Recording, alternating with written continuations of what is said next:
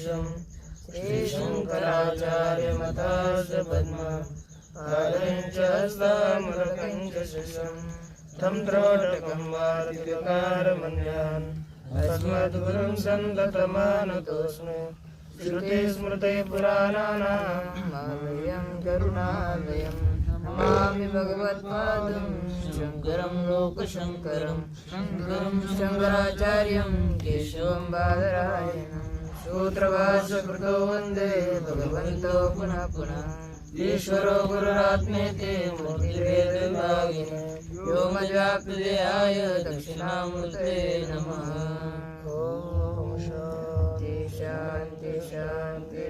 ॐ भद्रं कर्णेभिः शृणुयाम देवाः भद्रं पश्येमाक्षभिर्यजत्राः स्थिरैरङ्गैस्तुष्टुवागुंसनभिर्विश्वेम देवहितं यदायुः स्वस्ति न इन्द्रो वृद्धश्रवाः स्वस्ति न पूपा विश्ववेदाः स्वस्ति न सारक्षो हरिष्ठनेमिः स्वस्ति नो बृहस्पतिर्दधातु। ॐ शान्ति शान्ति शान्ति। श्री भगवान पांडुरंग परमात्मा, श्री आदि गुरु शंकराचार्य, श्री ज्ञानवराय, जगतगुरु तुकाराम महाराज, श्री संत एकनाथ महाराज इत्यादि सब संतों की अलौकिक और हेतु की अकारण करना ऐसी कृपा से उपनिषदों के विचार के प्रसंग में अथर्ववेदीय मांडव्य उपनिषद का विचार प्रचलित है। इसमें आगम प्रकरण में जो पहले 5-6 मंत्र है उनके ऊपर भगवान गौड़पादाचार्य जी ने कुछ कारिकाएँ लिखी है, उसका विचार प्रसंग उसमें द्वितीय कारिका है। दक्षिणाक्ष मुखे विश्व मनस्संतस्तु तेजसा आकाशे चरोति प्राज्ञस त्रिधा देहे व्यवस्थितः। इस कारिका का शब्दशः अर्थ करके भाष्यार्थ देखा। अब उसके आगे भाष्यार्थ देखने के पश्चात जो विचार प्रस्तुत होगा उस विचार का विचार हम विचार देखते हैं, तो देख लीजिए। टीका पूर्वमेव विश्व विराजो हो ऐक्यस्य अनंतरंच ये तेजस्व हिरण्यगर्भ मनस्तत्व ये चलेगा ना। अच्छा, अव्याकृतस्य देश काल विशेषाभावात्। इतने अंतिम एक शंका दी कि व्याकृत प्राण सुषुप्त तदात्मकानि करणानि। सुषुप्त अवस्था में प्राणात्मकरण हो जाते हैं। कथम अव्याकृतता, उसमें अव्याकृतता कैसे है? तो सिद्धांत कहते हैं अव्याकृत देश काल विशेषाभावात्। जो देश काल वस्तु परिच्छेद शून्य होता है वही अव्याकृत होता है। और सुषुप्ति अवस्था में प्राण भी देश काल वस्तु परिच्छेद शून्य होता है। प्राणोपि सौषुप्त दृष्टुस्तथा नहीं सौषुप्त दृष्टिया तत्कालीन स प्राणस्य देश देशादि परिच्छेदो गम्यते। जो सोया हुआ है उसके दृष्टि से प्राण का कोई परिच्छेद होता ही नहीं है, इसलिए उसे भी अव्याकृत बताया। इसके विषय में शंका की जा रही है।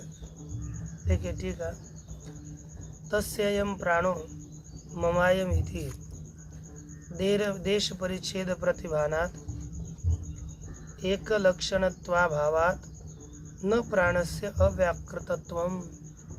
ये शंका करता है कि उसका प्राण मेरा प्राण इस अतः उसका है तो उसमें रहेगा, मेरा है तो मुझ में रहेगा। इससे देश का परिच्छेद हो गया। देश परिचित है परिच्छेद का भान होने से, और एक लक्षणत्वाभावात, उसमें एक कोई लक्षण नहीं है, इसलिए एक लक्षण का अभाव होने से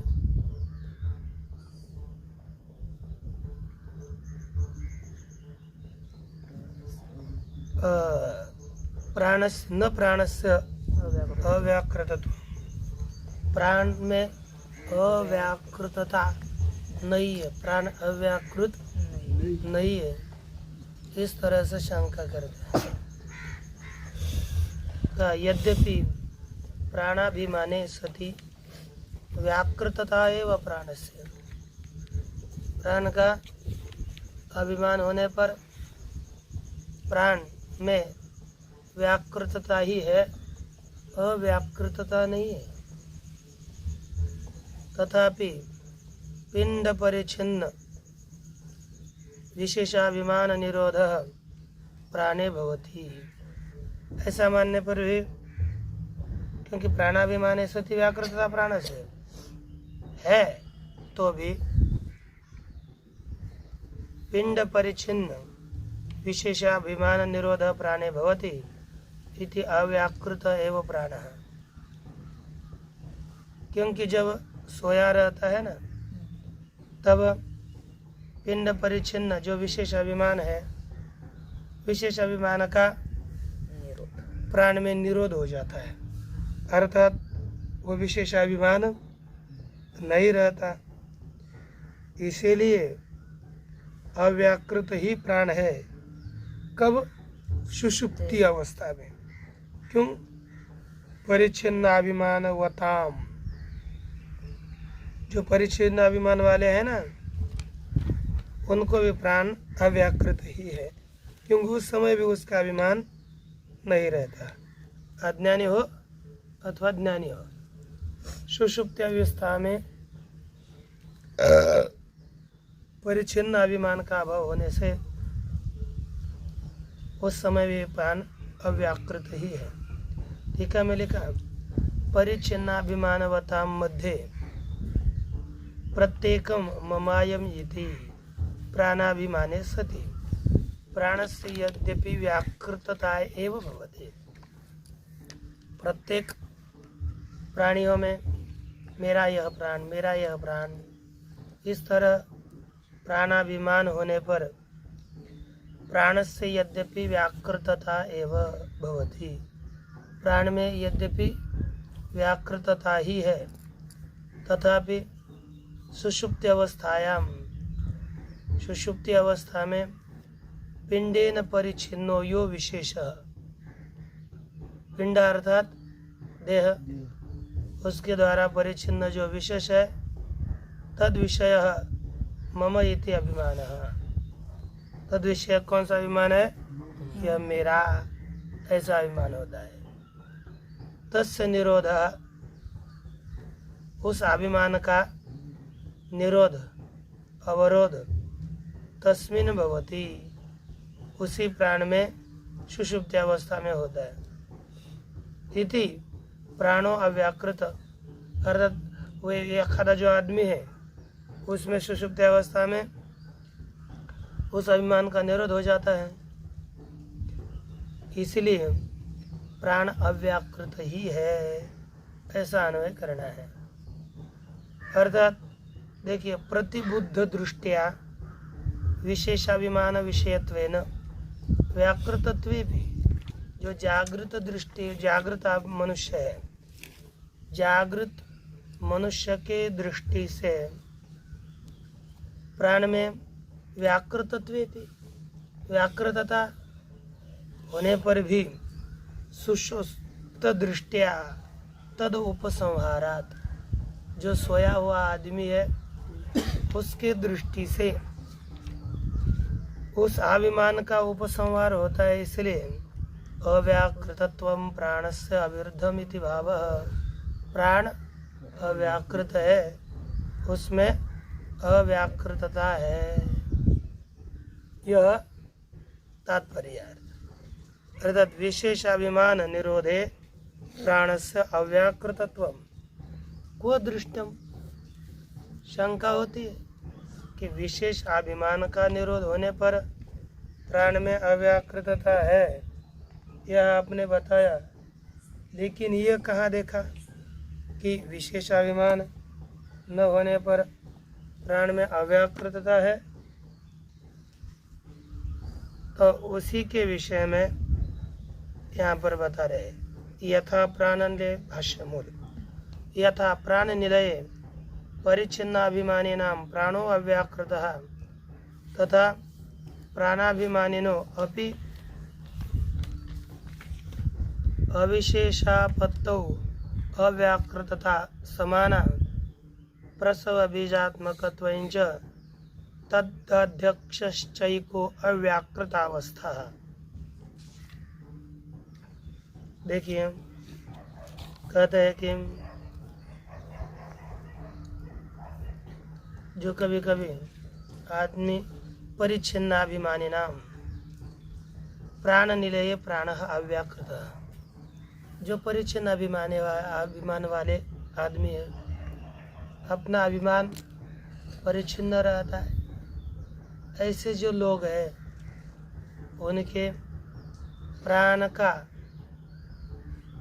निलय अर्थात मर गए, प्राण निलय होने पर मरने पर प्राणो अव्याकृत, प्राण अव्याकृत होता है, व्याकृत नहीं। कि देखिए जब उस समय, क्योंकि मरने पर व्याकृत अवस्था में नहीं रहता, अव्याकृत होता है। तथा प्राणाभिमानिनो अभी, उसी तरह प्राणाभिमानी भी है और मरे नहीं है, उनका भी अविशेषापत्तौ, जब आदमी सोता है तब उसमें कोई विशेष नहीं रहता, इसलिए अव्याकृतता, मरने वाला और सोने वाला इन दोनों के भी प्राण की अव्याकृतता समान है। प्रसव बीजात्मकत्वञ्च, दोनों में प्रसव बीज रूपत्व समान है। तदाध्यक्षश्चैको अव्याकृत अवस्था, तदाध्यक्ष उनका बालक स्वामी एक ही अव्याकृत अवस्था प्राण है। इसी के विषय में आपको ये जो अर्थ बताया टीका में अधिक स्पष्ट किया। कहते परिच्छिन्ना अभिमानिनाम प्राणलयः मरणम, जो परिच्छिन्न अभिमानी है उनका प्राणलय अर्थात मरण है।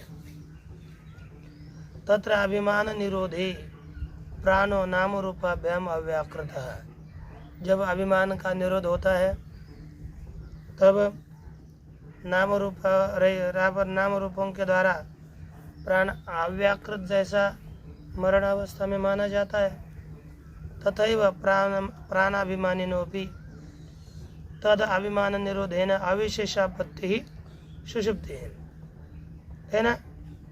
उस प्राण उसके अभिमान के निरोध के द्वारा अविशेष अभेदापत्ति, यही सुषुप्ति अर्थात समानी हो जाता है। तत्र अव्याकृता प्राणस्य प्रागुक्त दृष्टान्तेन अविशिष्टा, उस सुषुप्ति अवस्था में प्राण की जो अव्याकृता है पूर्व बताए हुए दृष्टांत के द्वारा समान है, यह समझना है। तत्व विशेषाभिमान निरोधे प्राणस्य अव्याकृतत्वं प्रसिद्धम इत्यर्थ। जब विशेष अभिमान रहित हो जाता है तो प्राण में अव्याकृतत्व प्रसिद्ध है। किंच यथा आदिदैविकम अव्याकृतम जगत प्रसव बीजम, और आदिदैविक अव्याकृत जगत के प्रसव का उत्पत्ति का बीज होता है, उसी तरह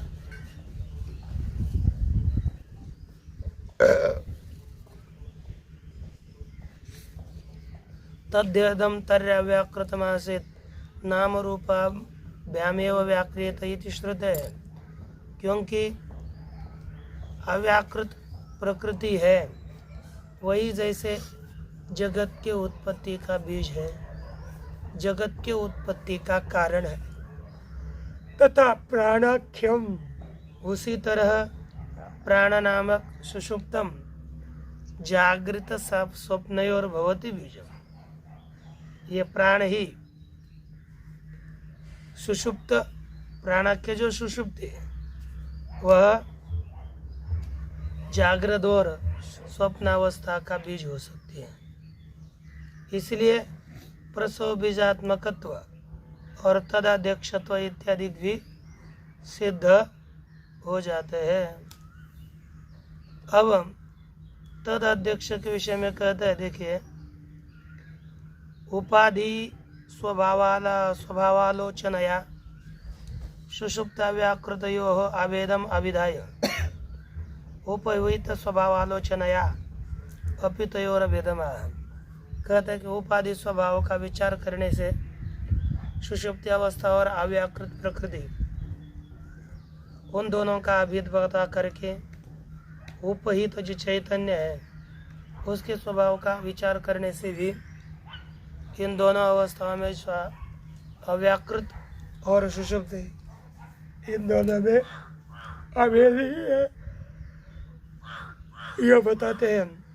तदाध्यक्षश्च एको अव्याकृत अवस्था, इन दोनों का भी अध्यक्ष एक ही है, अधिष्ठान एक ही है और वह अव्याकृत अवस्था में स्थित है कि नहीं?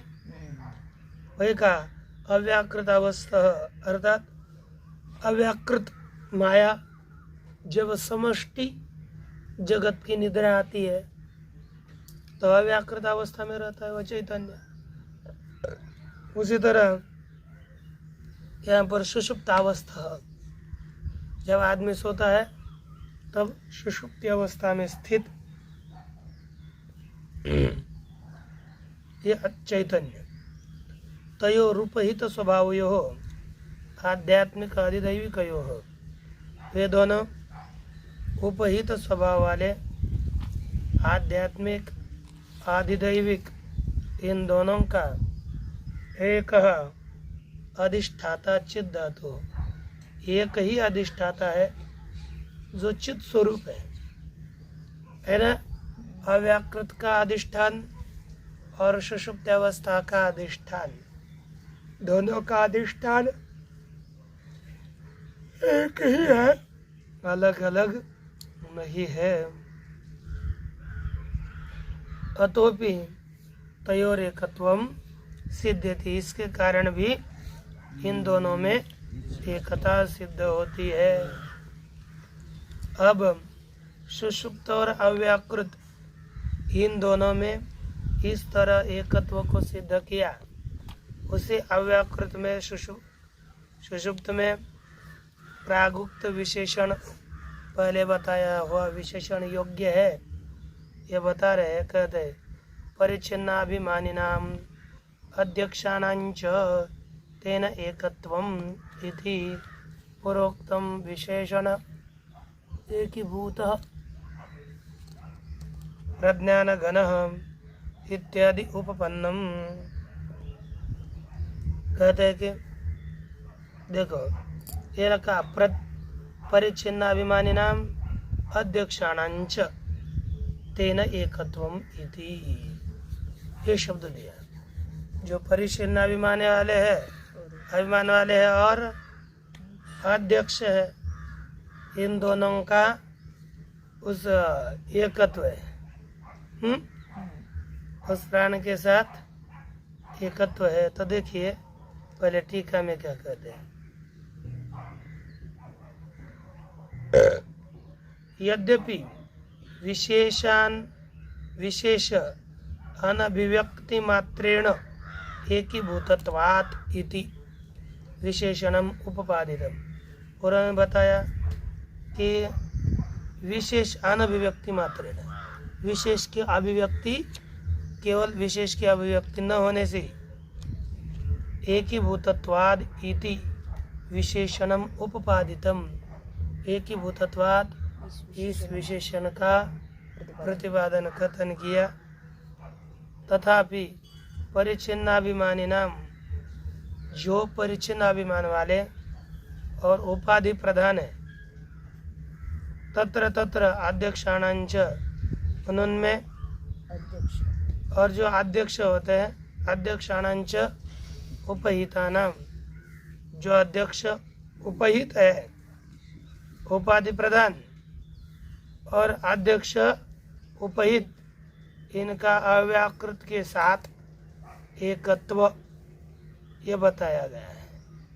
अतः अतोपि प्राग्युक्त विशेषणोपत्ति, पहले बताया हुआ जो प्रज्ञान घन ये विशेषण दिया है, इस विशेषण की सिद्धि होती है।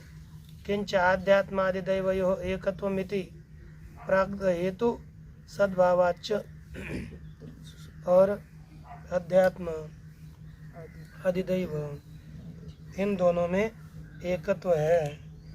इस तरह से पूर्व में बताया हुआ है, हेतु भी विद्यमान है, इसलिए सुषुप्त अवस्था में प्राज्ञ में प्राणात्मनि अव्याकृते, अव्याकृत में पूर्व में बताया हुआ प्रज्ञान घन इत्यादि विशेषण सार्थक ही है। इसलिए ग्रंथ ग्रथि गतादि शब्देन सर्वेशतादि विशेषणम गृह्यते। ग्रंथ में बताया हुआ सर्वेश्वरत्व इत्यादि विशेषण भी सिद्ध हो जाते हैं। अब आगे और कहते हैं, कथम प्राण शब्दत्वम अव्याकृतस्य, शंका करी कि प्राण शब्द से पंचवृत्त वायु विकारे रूढ़त्वात्, प्राण शब्द किस में रूढ़ है? जो पंच विकार वाला वायु, प्राणापान आपान व्यान उदान समान, इस भेद से विभक्त हुआ वायु, उसमें प्राण शब्द रूढ़ है। ऐसे होते हुए भी यहाँ पर प्राण शब्द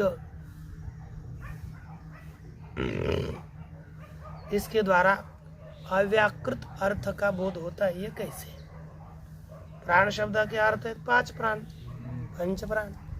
यह अर्थ होते हुए भी ये प्राण शब्द कैसे वायु में रूढ़ है, उसके विषय में कह दे। देखिए,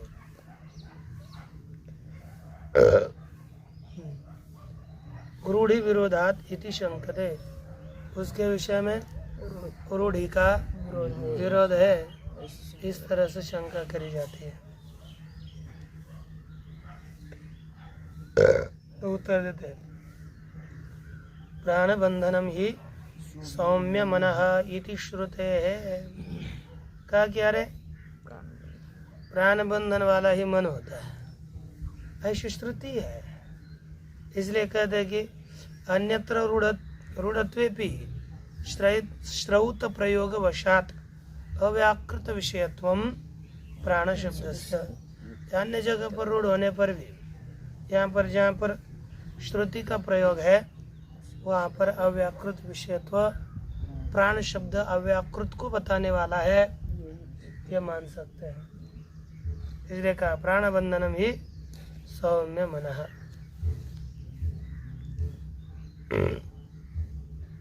अब इसके विषय में पुनः शंका करनी है।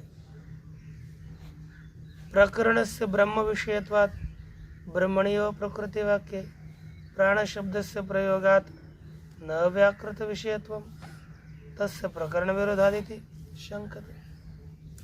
शंका करने वाला शंका कर रहा है कि महाराज प्रकरण तो ब्रह्म का है ना, ब्रह्म विषयक प्रकरण है, तो ब्रह्म ही प्रकृत है, तो वाक्य में भी है ना प्राण शब्द से प्रयोग, प्राण शब्द का प्रयोग किया है तो उसका अर्थ ब्रह्म ही होना चाहिए, न अव्याकृत विषयत्व। यहाँ पर प्राण शब्द अव्याकृत इसको विषय करने वाला है, सिद्ध नहीं होता। तस्य प्रकरण विरोधात, क्योंकि अव्याकृत का प्रयोग प्रकरण नहीं है, यह प्रकरण तो ब्रह्म का है। तब इस तरह से शंका कर देता ननु तत्र सदैव सौम्य इति प्रकृतम सद्ब्रह्म प्राण शब्द वाच्यम।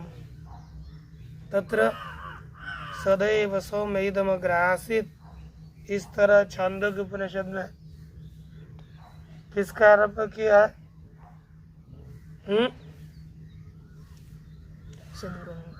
ब्रह्म का ही, पर ब्रह्म का ही उपक्रम किया। तो इसलिए जिसका उपक्रम होता है, जिसका प्रकरण होता है, उस प्रकरण में अनेकों शब्दों के द्वारा उसी का ही निरूपण किया जाता है। तो सद ब्रह्म ही प्राण शब्द का वाच्य है। तो यहाँ पर कैसे आप प्राण शब्द से व्याकृत ग्रहण कर रहे हो? तो सिद्धांत उत्तर देते हैं नहीं सदोष। अरे आपने बताया हुआ यह दोष हमारे मत में नहीं आता है कि नहीं? कहते बीजात्मकत्वाभ्युपगता गमात सदा। सत को किम रूप माना है? बीजात्मकत्वाभ्युपगमात, बीज रूपत्व। यह सत को स्वीकार करने से कोई दोष नहीं आता। पुनः इसी संग्रह वाक्य का विस्तार करने जा रहे हैं। कहते हैं कि विठल यद्यपि सद्ब्रह्म प्राण शब्द वाच्यम, कैसा है? प्राण शब्द का वाच्य है सद्ब्रह्म। तत्र तथापि जीव प्रसव बीजात्मकत्वम अपरित्यज्यैव प्राण शब्द वाच्यत्वम सतः सत शब्द वाच्यता छ। यद्यपि सद्ब्रह्म प्राण शब्द का वाच्य है, ऐसा होने पर भी जीव प्रसव बीजात्मकत्वम, जीव का जो प्रसव बीज रूपता है उसका त्याग न करके ही प्राण शब्द वाच्यत्वम सतः, सत को सत में कौन सी वाच्यता है? प्राण शब्द वाच्यता है।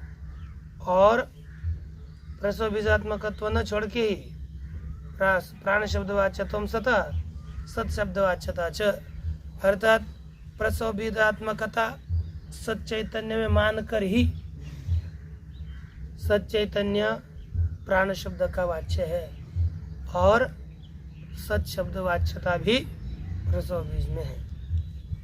यदि ही निर्बीज रूपम विवक्षितम ब्रह्म भविष्यत्, यदि ये देखो अब यहाँ पर लृंग लकार का प्रयोग आया है, तो यहाँ पर क्या लृंग लकार का कब प्रयोग होता है? हेतु मतोर लिंग है कि नहीं? लुंग क्रिया लिखा कि क्रियातिपति पत्तो है ना, हेतु मत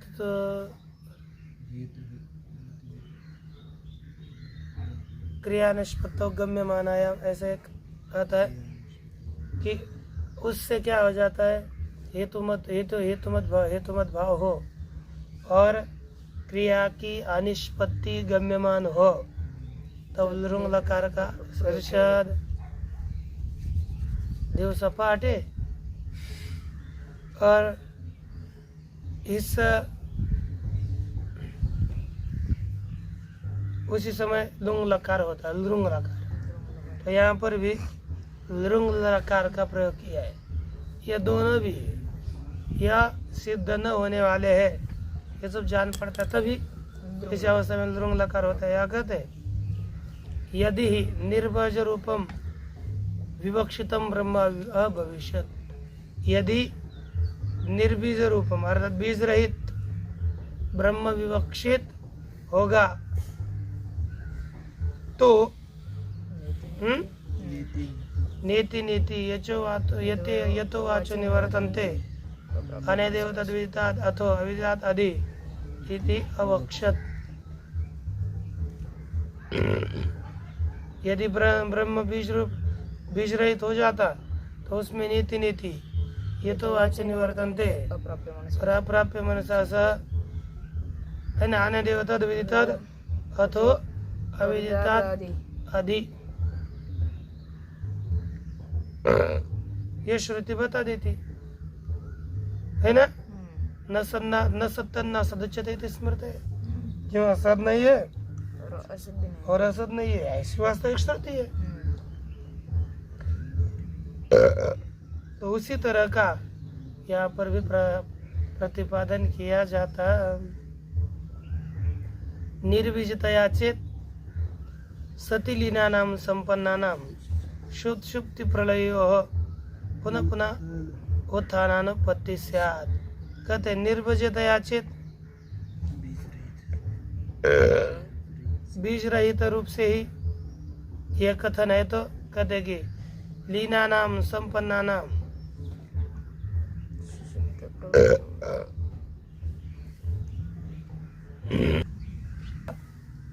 इसमें टीका देख लीजिए वो क्या कहा है। किंच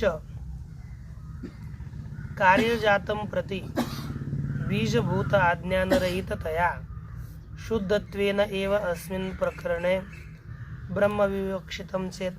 अर्थात प्रत्येक कार्यों के प्रति बीज रूप जो आज्ञान रहित रूप से है, शुद्ध रूप से ही इस प्रकरण में ब्रह्म विवक्षित है, ऐसा कोई कहेगा तो कहते हैं कि तरी सता सौम्य तथा संपन्न भवति इति जीवानां पुनरुत्थानम नोपपद्यते दृश्यते च पुनरुत्थानम। और यदि बीज रहितता मानोगे, बीजता नहीं मानोगे तो उस काल में तो सत चैतन्य के साथ संपन्न हो जाता है। तो ब्रह्म रूप के साथ संपन्न हो गए, उसमें कारण आज्ञा नहीं रहता। इस अवस्था में क्या होगा? शुद्ध पुनरुत्थानम नोपपद्यते, पुनः उठना इसकी सिद्धि नहीं होती। लेकिन दृश्यते च पुनरुत्थानम, व्यवहार में पुनः उत्थानन तो देखा ही जाता है। तेन शबलम एव ब्रह्म अत्र विवक्षितम इत्याह। इसलिए शबल ब्रह्म अर्थात कारण विशिष्ट ब्रह्म, उपाधि विशिष्ट ब्रह्म ही यहाँ पर विवक्षित है। निर्बीजतया एव चेत सती लीनानाम संपन्नानाम, निर्बीज रूप से ही लीनानाम संपन्नानाम सुषुप्ति प्रलयोः पुनरुत्थानानुपत्ति ही, जो लीन हो चुके हैं, ब्रह्म से अभिन्न हो चुके हैं, सती लीना नाम सत चैतन्य में लीन, और उसके साथ ही संपन्न सत्संपन्न, उनमें निर्बीजता होगी तो सुषुप्ति प्रलय में पुनः उत्थान अनुपत्ति, पुनः नहीं उठ सकेंगे। उठने का कारण ही है कि अज्ञान रूपी उपाधि उनकी है, इसलिए मुक्तानाम च पुनरुत्पत्ति प्रसंग। यदि मानोगे निर्बीज होकर भी जैसे सोना ने निर्बीज होकर जैसे मनुष्य सुषुप्ति प्रलय से बाहर आते हैं, उसी तरह ये मुक्त भी निर्बीज होने पर भी उनकी उत्पत्ति होगी, ऐसा मानोगे तो मुक्ता नाम पुनरुत्पत्ति प्रसंग, मुक्तों में पुनः उत्पन्न होने का आपत्ति आएगी। बीजाभाव विशेषात, उसमें बीज का अभाव समान होने से है ना, बीजाभाव की साम्यता होने से पुनः उत्पत्ति का प्रसंग आएगा। कहते कि ननु अनादि अनिर्वाच्यम अज्ञानम संसार भूतम नास्ति एव, है ना। अनादि अज्ञान, अनिर्वाच्य अज्ञान वो संसार का बीज रूप नहीं है।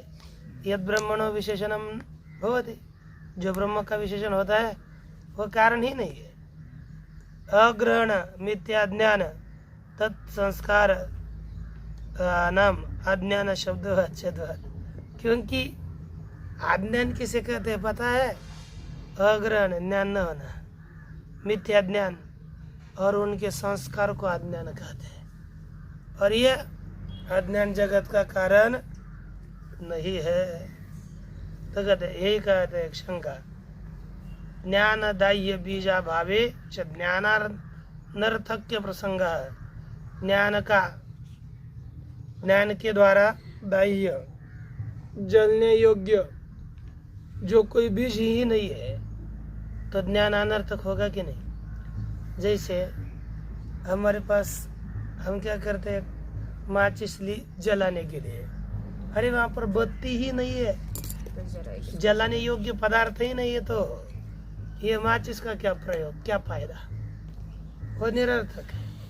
उसी तरह यहाँ पर बताते हैं।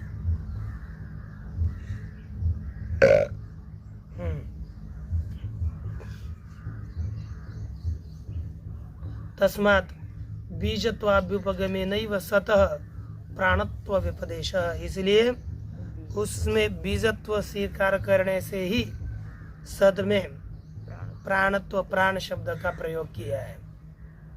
सर्वश्रुतिचित का कारणत्व व्यपदेश है, और बीज मानकर ही सर्वश्रुति में ब्रह्म में कारणत्व का भी उपदेश किया है। अतएव अक्षरात् परतः परः सभायाभ्यंतर यजः यतो वाचो निवर्तन्ते नीति नीति इत्यादिना बीजत्व अपनयन व्यपदेश। इसलिए पर अक्षर से पर परमात्मा है, सभायाभ्यंतर से यह आज परमात्मा है, वाणी जिससे निवृत्त होती है ऐसा परमात्मा है, और नीति नीति इत्यादि के द्वारा बीजत्व अपनयन, किसके द्वारा, बीजत्व के निवृत्ति के द्वारा इसमें भी उपदेश किया हुआ है। ताम बीजावस्थाम तस्यैव प्राज्ञ शब्दवाच्यस्य तुरीयत्वेन देहादि संबंध रहितां पारमार्थिकं भूमि पृथक वक्ष्यति। कहते उसी बीजावस्था को तस्यैव प्राण शब्दवाच्यस्य, है कि नहीं, जो व्यवस्था बीजावस्था है ना, उसी प्राण शब्द का वाच्य जो तुरीयत्वेन, वो तुरीय होने से देहादि संबंध रहित, देहादि संबंध रहित जो पारमार्थिक अवस्था है उसके अलग बताते हैं। वही कहा बीजावस्था भी न किंचित अविदेशमिति उत्थितस्य न प्रदर्शन प्रत्यय दर्शनात्, क्योंकि बीजावस्था है मनुष्य, लेकिन बोलता है न किंचित अविदेशम, है कि नहीं, न किंचित अविदेशमिति उत्थितस्य प्रत्यय दर्शनात्, ऐसे उठे हुए को ज्ञान होता है। ये देह है ना, देह में ऐसा अनुभव होता है कि अब मैंने कुछ भी नहीं जाना, मैं सुख से सोया था, यह अनुभव होता है।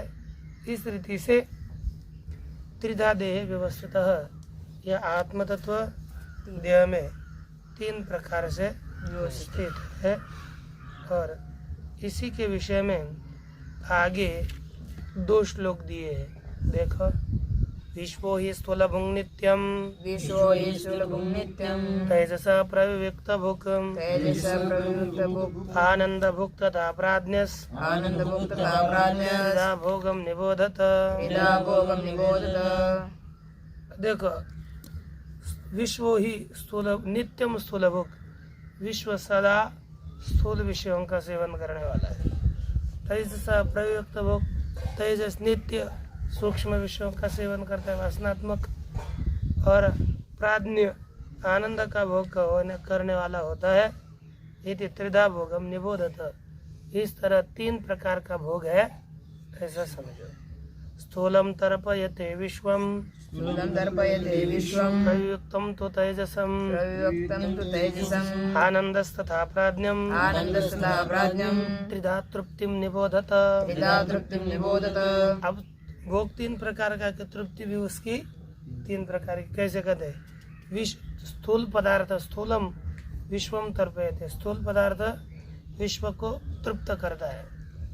और प्रयुक्तम तो तेजसम, प्रयुक्त है ना, जो प्रयुक्त भोग है सूक्ष्म भोग है वो तेजस को तृप्त करता है, और आनंद भोग उसी तरह प्राज्ञ को तृप्त करता है। यदि त्रिधा तृप्तिम निबोधता, इस तरह से 3 प्रकार की तृप्ति है ऐसी समझनी चाहिए। इस यह दोनों पूर्वोक्त अर्थ के विषय में श्लोक दिए हुए, बाकी के विचार आगे करेंगे।